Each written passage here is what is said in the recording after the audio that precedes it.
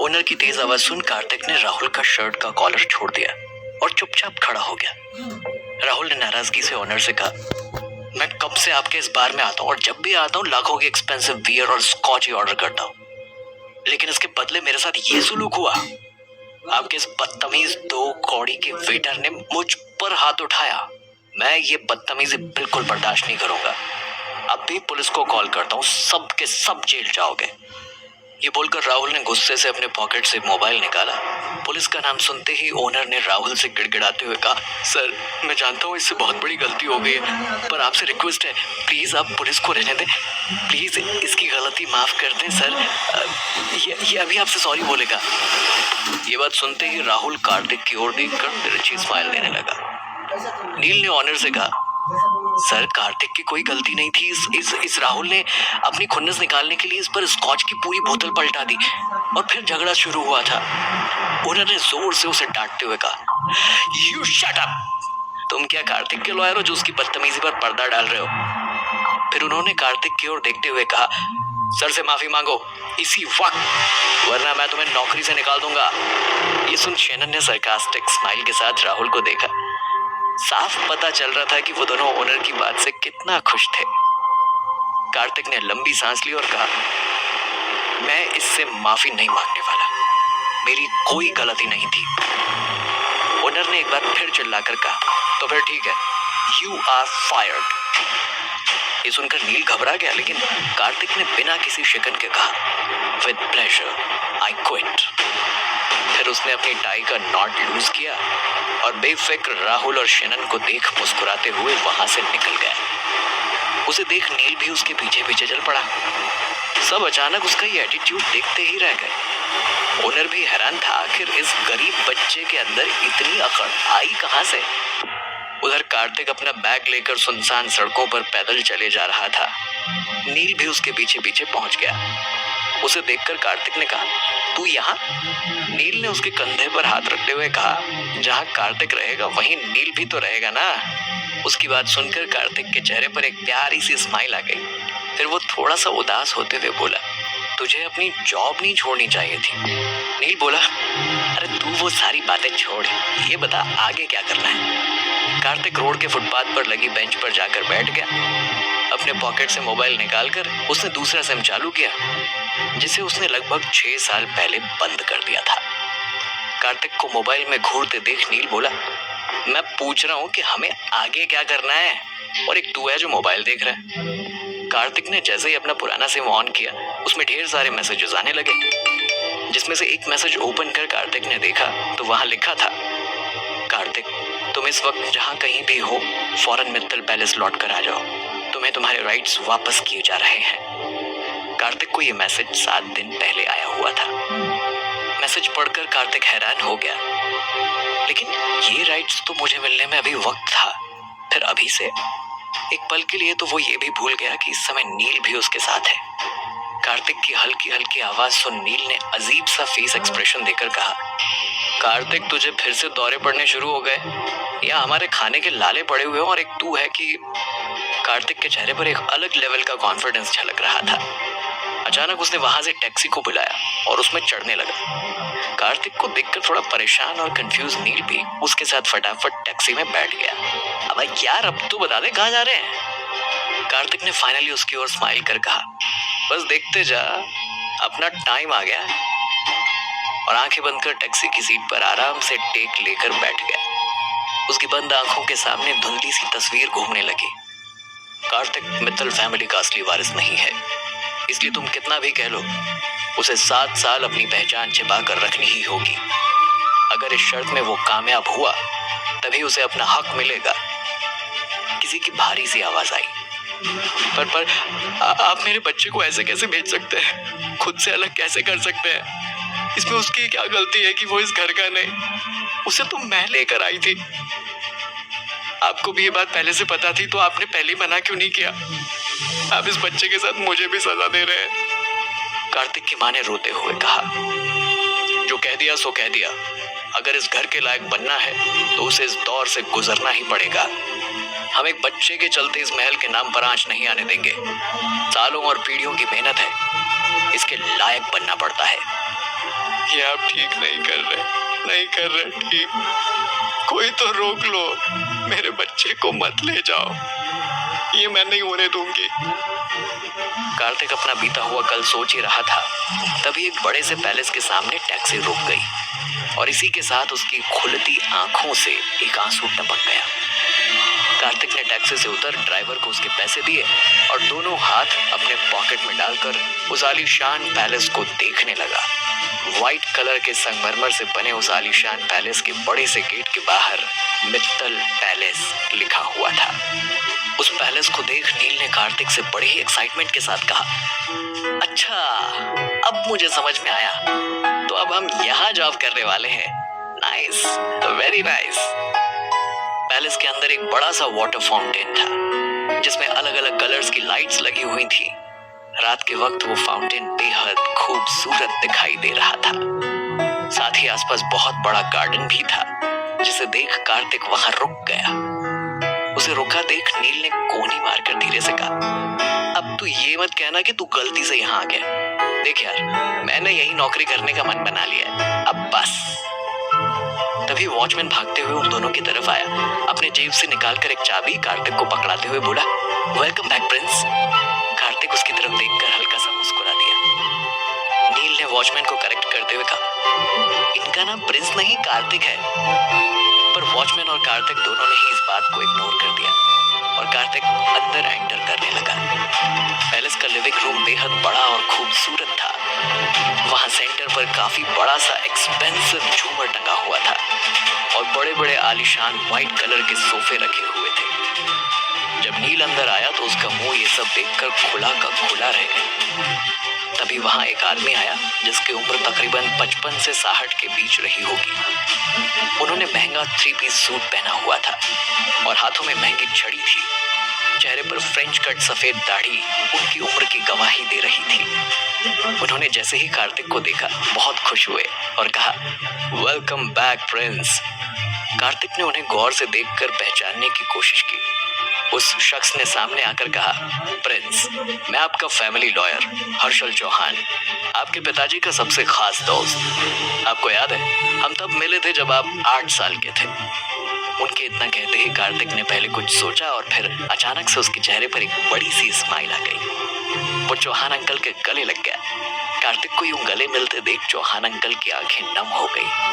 कार्तिक हैरान होकर बोला, अंकल अभी तो शर्त पूरी होने में 6 महीने का वक्त है, लेकिन मुझे मैसेज आया कि हाँ छोटे मालिक, आपको आपके राइट्स वापस लौटाए जा रहे हैं क्योंकि आप पूरे मित्तल प्रॉपर्टी के अकेले वारिस हैं। अंकल चौहान ने उसे रोकते हुए कहा। उनके इतना कहते ही नील के मुंह से जोर से निकला, क्या? पहले प्रिंस अब वारिस? कार्तिक ने चौहान अंकल से पूछा। मैं कुछ समझा नहीं अंकल।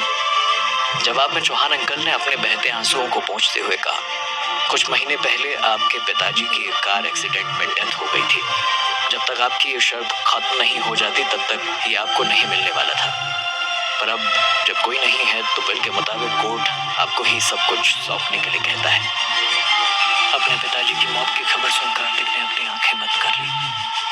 उसे याद आया कि किस तरह उसके जाने से उसकी माँ की हार्ट अटैक से मौत हो गई थी। वो आखिरी बार था जब उसने इस पैलेस को गेट के बाहर से ही देखा था, उनके अंतिम संस्कार पर। वो अपने पिताजी की अकड़ और उनकी शर्त जानकर कभी लौट कर आने वाला नहीं था, लेकिन माँ की मौत के बाद उसने खुद को समझाया और ठाना कि वो अपनी माँ की अंतिम इच्छा जरूर पूरी करेगा।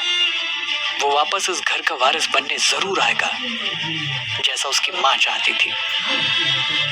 चौहान अंकल ने कहा, मैं जानता हूँ कि आपके पिताजी ने हमेशा आपसे सौतेला बर्ताव किया, यहाँ तक कि आपको अकेला भी छोड़ दिया। ये सब जानकर भी आप यहाँ उनकी मौत का दुख मना रहे हैं। इससे ज्यादा उन्हें कुछ और नहीं चाहिए। मुझे हमेशा ही आप पर भरोसा था कि आप इस वसीयत को संभालने जरूर आएंगे। कार्तिक ने मानो अपना दुख एक सांस में दबा लिया। वो जानता था कि किसी के जाने पर उसको कोसने का कोई मतलब नहीं। उसने अपनी आंखें खोली। उसने एक और गहरी सांस लेते हुए चौहान अंकल से पूछा, अंकल मुझे आगे क्या करना होगा? आपको सिटी बैंक जाकर वहाँ के मैनेजर मिस्टर खन्ना से मिलकर अपनी प्रॉपर्टी के पेपर्स लेने होंगे और 48 घंटों के अंदर आपकी प्रॉपर्टी आपके नाम ट्रांसफर हो जाएगी। इसी के साथ नील और कार्तिक ने तय किया कि वो दोनों आज ही रुककर थोड़ा आराम करेंगे। कार्तिक ने वॉचमैन द्वारा दिए गए चाबी से बहुत सालों के बाद अपना रूम खोल कर देखा। नील एक बार फिर उसका रूम देखकर हैरान था। उसने कहा, ये बच्चों के कमरे में क्यों लेकर आया यार? मैं जानता हूँ तू इस घर का मालिक बन गया है, लेकिन ये कोई वक्त है खिलौनों से खेलने का? तभी उसे रेशमी बेडशीट वाला बेड दिखा। अब तक तो उसे एसी की हवा भी लग चुकी थी। कार्तिक ने भावुक होकर उन खिलौनों को देखते हुए कहा, ये मेरे बचपन का कमरा है, पता है तुझे? वो जैसे ही नील को देखने के लिए मुड़ा, उसने देखा कि नील बिना जूते उतारे ही बेड पर फैलकर सो चुका था। अगले दिन सुबह 9 बजे वो तैयार होकर नीचे आ गए। कार्तिक ने अंकल से कहा, मैं बैंक होकर आता हूँ, बेस्ट ऑफ लक। अंकल ने उसके सर पर हाथ रखते हुए कहा, और इसी के साथ नील और कार्तिक दोनों पैलेस से बाहर आ गए। पैलेस से बाहर निकलते ही नील कार्तिक की पीठ पर चढ़ गया और खुश होकर बोला, क्या बात है, कहा दुनिया तुझे एक साधारण वेटर मानती है और तू निकला छोटा मालिक, क्या बात है दोस्त। कार्तिक ने मुस्कुराते हुए कहा, अब बस भी कर। कुछ देर के बाद सिंडिकेट बैंक पहुंच गए। उनके आते ही रिसेप्शनिस्ट ने उनसे पूछा, sir how can I help you? Kartik ने कहा, मुझे यहाँ मैनेजर मिस्टर खन्ना से मिलना है। रिसेप्शनिस्ट ने अपनी टेबल पर रखी कंप्यूटर स्क्रीन में कुछ एंटर किया और कहा, क्या आप मुझे बता सकते हैं कि आप उनसे क्यों मिलना चाहते हैं? कार्तिक ने कहा, मित्तल प्रॉपर्टीज अपने नाम ट्रांसफर कराने के लिए। रिसेप्शनिस्ट ने एक्सप्रेशनलेस फेस के साथ कहा, क्या आप मेरे साथ मजाक कर रहे हैं? कार्तिक ने नहीं में सर हिलाया और कहा, अब प्लीज मेरा टाइम वेस्ट मत कीजिए, थोड़ा अर्जेंट है। रिसेप्शनिस्ट गुस्से में खड़ी हुई। उसने कार्तिक को तेज आवाज में डांट लगाते हुए कहा, आप यहाँ से इसी वक्त निकल जाइए। आप जानते भी हैं मित्तल प्रॉपर्टी के बारे में, या फिर आप मेरे साथ प्रैंक कर रहे हैं? उसकी टेबल पर रखा लैंडलाइन फोन बजा। उसने जैसे ही फोन रिसीव किया, दूसरी ओर से बैंक मैनेजर मिस्टर खन्ना ने कहा, अभी कुछ देर में मिस्टर कार्तिक मित्तल आने वाले हैं, मिस्टर चौहान ने उन्हें भेजा है, उनके आते मुझे इन्फॉर्म कर। ये बोलकर उन्होंने फोन काट दिया। ये सुन रिसेप्शनिस्ट ने कार्तिक की ओर देखकर कहा, आपका नाम? कार्तिक ने कहा, कार्तिक मित्तल। और आप? ये सुनकर रिसेप्शनिस्ट हड़बड़ा गई। एक लंबी गहरी सांस लेकर उसने कहा, शेफाली। क्या? आपको चौहान सर ने भेजा है? इस पर कार्तिक ने जैसे ही हाँ में सर हिलाया, शेफाली की टोन तुरंत चेंज हो गई। उसने अपने चेहरे पर फेक स्माइल देकर कहा, वेलकम सर, प्लीज आप मेरे साथ आइए, प्लीज कम। शेफाली ने मिस्टर खन्ना के केबिन का डोर आधा ओपन कर कहा, कार्तिक मित्तल आए हुए हैं। कार्तिक का नाम सुनकर मैनेजर अपनी सीट से उठ खड़ा हो गया और शेफाली से बोला, इडियट, मैंने तुमसे कहा था ना कि जैसे ही वो बैंक पहुंचे मुझे इन्फॉर्म करना, मैं खुद इन्हें वेलकम करने आ जाता। अरे सर आइए ना, अंदर आइए, बैठिए। शेफाली चुपचाप सर नीचे कर खड़ी रही। बैंक मैनेजर ने गुस्से से कहा, अब यहाँ खड़ी होकर मेरा मुंह क्या देख रहे हो? जाओ जल्दी से स्पेशल चाय लेकर आओ। शेफाली ने जाते जाते धीरे से कार्तिक से कहा, आई एम सॉरी, मैंने आपको पहचाना नहीं था। कार्तिक ने उस पर एक नजर डाली और बगैर कुछ कहे मिस्टर खन्ना के सामने जाकर बैठ गया। शेफाली का चेंज बिहेवियर देख नील कार्तिक के बगल में बैठकर आंखें मटकाते हुए देखने लगा और मन ही मन बोला, वाह भगवान वाह, क्या किस्मत दी है, धन्य हुआ। तभी मिस्टर खन्ना ने कहा, सर कुछ छोटी सी फॉर्मेलिटीज है, आपको हमारे साथ पूरी करनी होगी। कार्तिक ने कहा, श्योर। मिस्टर खन्ना ने अपने टेबल पर रखे लैंडलाइन फोन से किसी को कॉल कर कहा, मिस्टर मित्तल का रेटिना और फिंगरप्रिंट चेक करना है। फोन कट करने के बाद मैनेजर ने कार्तिक को देखकर स्माइल करते हुए कहा, I am so sorry sir, आपको प्रॉब्लम उठानी पड़ रही है, लेकिन ये हमारे बैंक का रूल है। उनकी बातचीत के दौरान शेफाली चाय की ट्रे लेकर केबिन के अंदर एंटर हुई। इस वक्त शेफाली के चेहरे का रंग डर के मारे उड़ा हुआ था। उसे लग रहा था कि कहीं कार्तिक शेफाली की कंप्लेंट मैनेजर से ना कर दे। शेफाली को यूं इतना डरा हुआ देख कार्तिक के चेहरे पर स्माइल आ गई। तभी ट्रे टेबल पर रखते वक्त शेफाली स्लिप हो गई और चाय का कप उससे छूटकर कार्तिक पर जा गिरा, जिससे वो हड़बड़ाकर अपनी चेयर से उठकर खड़ा हो गया। बैंक मैनेजर ने शेफाली पर जोर से चिल्लाते हुए कहा, कोई भी काम तुम ठीक से नहीं कर सकती हो, यू इडियट, तुम्हें पता है तुमने क्या किया? उसकी डांट सुन शेफाली की आंखें नम हो गई। गर्म चाय गिरने की वजह से कार्तिक को कंधे पर जलन महसूस हो रही थी। मैनेजर लगातार शेफाली को डांटे जा रहा था। कार्तिक कुछ कहता उससे पहले कुछ लोग मैनेजर के केबिन में आ गए। वो लोग कार्तिक की रेटिना और उसके फिंगरप्रिंट का सैंपल लेने आए हुए थे। मैनेजर ने शेफाली को डांटकर वहां से जाने के लिए कह दिया।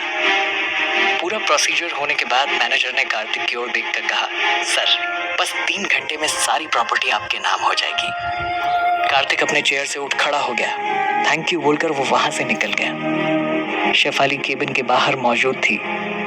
कार्तिक को देखते ही उसने कहा, आई एम सो सॉरी, आज मेरी वजह से आपको बैंक में काफी तकलीफ उठानी पड़ी। लेकिन कार्तिक नील के साथ वहां से बगैर कुछ बोले बाहर निकल गया। बाहर निकलते ही कार्तिक और नील के सामने एक BMW आकर रुकी। ग्लास डाउन होते ही कार्तिक ने देखा ड्राइविंग सीट पर कोई और नहीं बल्कि राहुल मौजूद था। राहुल ने कार्तिक को ऊपर से लेकर नीचे तक देखा और सरकास्टिक हंसी हंसते हुए बोला, वेटर्स, तुम यहाँ बैंक के बाहर किसका वेट कर रहे हो? कितना खराब दिन है तुम्हारा। एक ही दिन में नौकरी भी चली गई और छोकरी भी। ये बोलकर वो जोर जोर से हंसने लगा। उसने आगे कहा, कल बार में बहुत हीरो बन रहा था ना, अगर सचमुच तेरे अंदर दम है तो आजा आज रात ठीक 9 बजे हूट बिस्ट्रो में। अगर तू मेरे गेम में मुझसे जीत गया तो शेनन सभी के सामने तुझे प्रपोज करे और तेरे होठों पर किस भी। ये सुन कार्तिक ने सीधे मुंह उससे पूछा, और तेरी शर्त क्या है? अभी से डर गया? राहुल ने टेढ़ी हंसी हंसते हुए कहा। कार्तिक ने कहा, अपनी शर्त बता। राहुल ने कहा, शर्त तुझे वहीं आकर पता चलेगी, और अगर तू नहीं आया तो मैं समझ लूंगा कि तू लूजर है।